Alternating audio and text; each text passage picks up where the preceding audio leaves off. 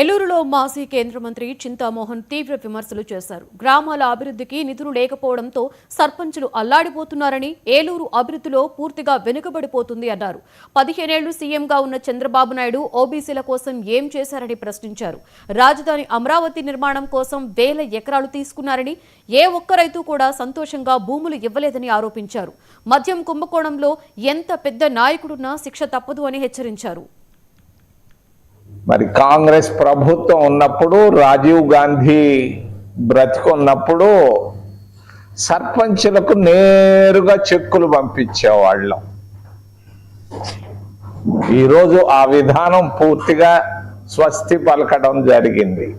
గ్రామాల్లో నిధులు లేక గ్రామాల్లో సర్పంచులు దిక్కులేని పరిస్థితుల్లో ఉన్నారు. ఏలూరు జిల్లాలో కూడా పరిస్థితి.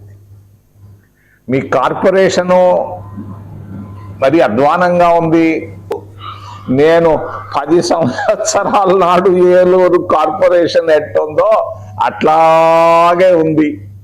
ఒక్కటి మాత్రం మార్పు చూశారు.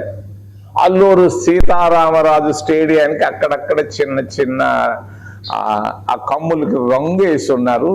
విగ్రహం ఎర్రవెల్లిలోని ఫామ్ హౌస్